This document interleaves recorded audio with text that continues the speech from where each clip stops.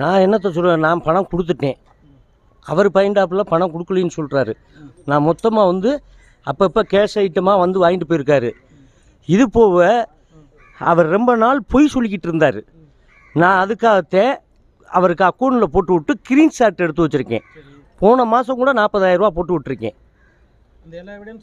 எல்லாமே இருக்குது. என் பெட்ரூமை போய் அத்துமீறி உடைச்சி, என்கிட்ட சாவி இருக்குது, இவர் போய் உடைச்சி உள்ள என்கிட்ட சாவி இருக்குது, பெட்ரூம்பை உடைச்சி, சாமி ரூம்பை உடைச்சி, எங்கள் அப்பா படத்தை உடைச்சி, கலைமாமணி அவார்டு கலைஞர் ஐயாவும் ஸ்டாலின் கொடுத்தது 2 பேரும் அவங்க கையால் நான் வாங்கியிருக்கேன்.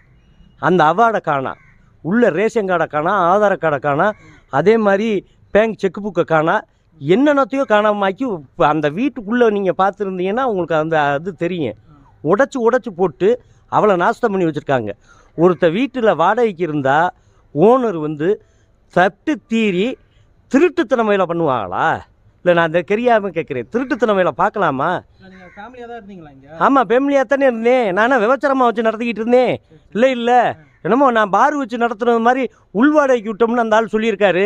உள்வாடகைக்கு என் வீட்டை நான் எப்படி விடுவேன்? என் பொருள் இப்போ காணாமல் போச்சுல்ல, எனக்கு தானே இப்போ குத்துது, நான் தானே கத்துறேன், எனக்கு துடிக்குது இல்லை. ஆயிருந்தே இருந்தாலும் தவப்பி விட்ட பொருளாக இருந்தாலும் கேட்காம எடுக்கக்கூடாதுங்க. நம்ம சொல்லாமல் இல்லாமல் போகிறது தப்பு இல்லையா? நீங்கள் வீட்டை பூட்டி சாவி அவர்கிட்ட கொடுத்துட்டீங்களா? வீட்டை பூட்டி எப்படிங்க? முட்டாப்பைய கூட செய்ய மாட்டாங்க. சாவியை என் கையில் எப்படி காணா போச்சு? அதே உடச்சி எடுத்திருக்காருல, வெள்ளை அடிக்கிறவங்க வேலை பார்த்துருக்காங்க, எடுத்திருக்காங்க. இப்போ இன்னும் ஒரு அகர் பீஸ் வந்து உள்ளே வந்திருக்கு.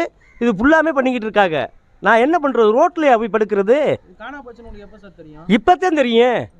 இப்போ உள்ளே போய் உடச்சி போக வந்தே, திறந்து விட வந்தே, காவல்துறையை வச்சு நான் உள்ளே போய் பார்க்க வந்தேன். அவர்கிட்ட எவ்வளோ பறந்துருன்னே. போலீஸில் எனக்கு நல்லா சப்போர்ட் பண்ணுறாங்க, இல்லைன்னு சொல்லலை. காவல்துறை வந்து கண்கலங்காமல் என்னை பார்த்துக்கிட்டு இருக்கு.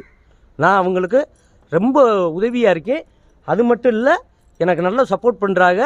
நான் போய் இன்ஸ்பெக்டரை பார்த்துட்டு எல்லா விஷயமும் பேசிட்டு வரேன். அவர் 10 ஆடியோ இல்லைங்க எங்க. இப்போ என்னைய வந்து அவர் பேசியிருக்காரு.